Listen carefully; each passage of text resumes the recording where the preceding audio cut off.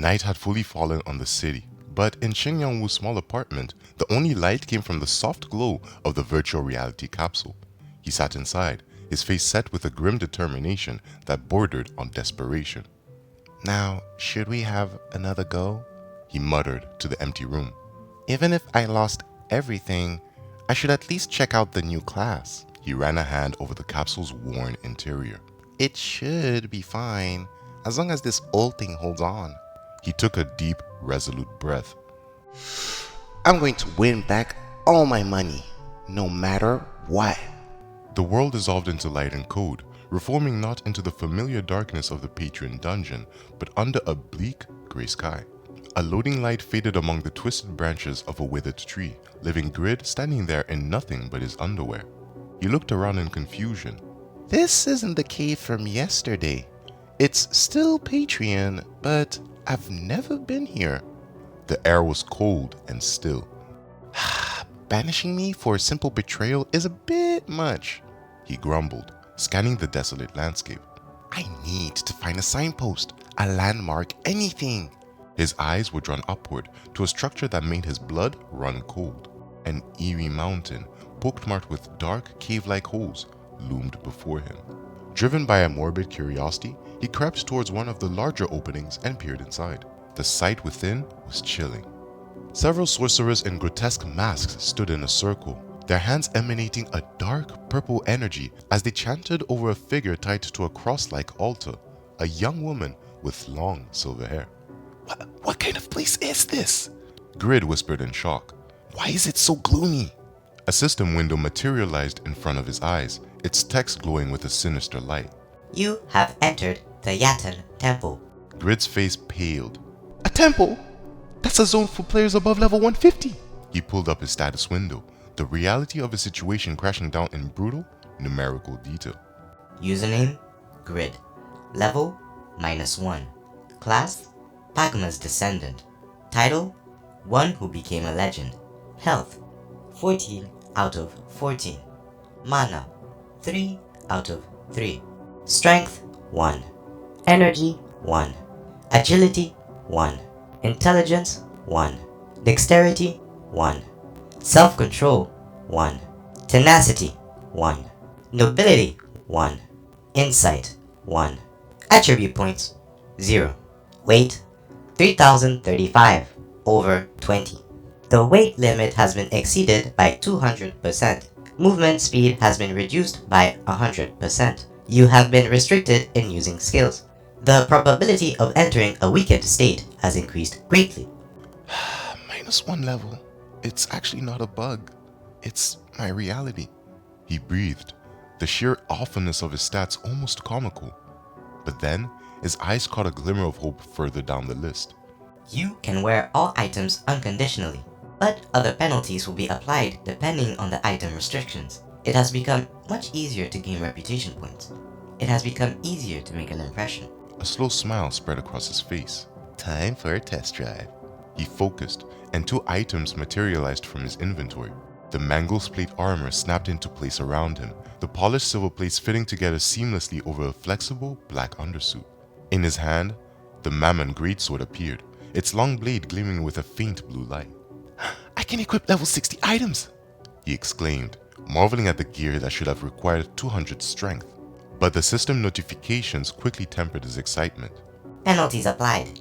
Greatsword attack reduced by 30%. Additional effects reduced by 50%. Armor defense reduced by 20%. Additional effects reduced by 50%. He examined the blade. Attack power is still 200. Armor defense is 130. Even with the penalties, this is 10 times better than any level 1 gear. He fell to his knees dramatically, raising his hands to the ceiling. "These legendary classes are excellent. The heavens have blessed me." He held the pose for a moment, then dropped his arms, a new worry dawning. Wait a minute. If this is a level 150 dungeon, then the surrounding area must be a field of a similar level. He sighed. What's up with this fucked up situation? A piercing scream from the silver-haired girl below shattered his thoughts. Since this is a Yatan temple, they must be Yatan believers, right? Grid concluded, his blood running cold. If I stay here, I'm dead. Even a single scratch from one of them. He began to slowly, carefully back away. As long as I'm not caught, everything should be fine. A shadow fell over him. A hand clamped down on his shoulder. Grid spun around in a panic, swinging the massive greatsword in a wild, clumsy arc. The figure, a man in a hooded cloak, dodged it with ease. Please, calm down. The man lowered his hood, revealing a sharp, earnest face. I am Doran, a secret guard under the command of Earl Stein. Judging by the way you're hiding, you're not one of the villains. Grid followed his gaze to the girl on the altar. That's the Earl's daughter? Irene? Doran nodded, his face grim.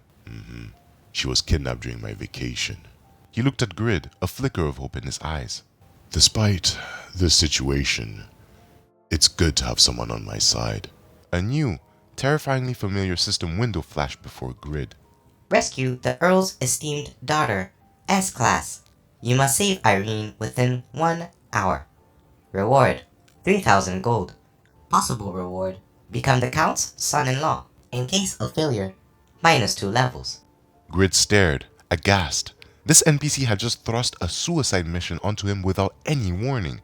Most people would be blinded by fear, but you seem unaffected. You must be quite powerful. Unaffected? A weakling like me should be paralyzed. Is it an innate ability? He frantically rechecked his status and found it. Composure. Stat points cannot be distributed. The probability of falling into an abnormal state has been drastically reduced. Recovery speed has increased. I really need to study this class, he thought, utterly bewildered. Thank you. Thank you for helping me in these difficult times. Grid stared at him, his voice flat and final. I'm not going to help. The two men stood in silence, the air thick with awkward confusion. We can complete the quest together. Nope, Grid refused just as quickly. Doran reached out a pleading hand. You would really leave me to fight these black magicians alone? The blacksmith's successor turned his back. It's not my problem. Losing 3,000 gold is painful, Grid thought. That's almost 3.5 million won. But the risk? I'm only alive by luck. At minus level 1, failing this would drop me to -3. Please, the young lady is in mortal danger. I cannot help. But I see that you are strong. I'm not, Grid insisted, taking a panicked step backward. The cobblestone he kicked skittered down the slope, landing with a sickening thud directly on the head of a chanting priest. The man crumbled to the floor, motionless, in a growing pool of blood. The chanting stopped. Every masked head turned upward. The quest, saving the Count's daughter, has been activated. Grid stared at the notification in pure unfiltered terror. Why did this happen? Doran gave him a grim, knowing look. Now that you've become an enemy of the Yatan Temple, we are in the same boat. On whose authority? Below, the sorcerers let out a unified, guttural roar of fury. They drew blades and began to scramble up the rocks towards them. They are fanatics who practice human sacrifice. They won't let you go now. This is our fate. We must accept it with dignity. I will clear the way for you to save the girl.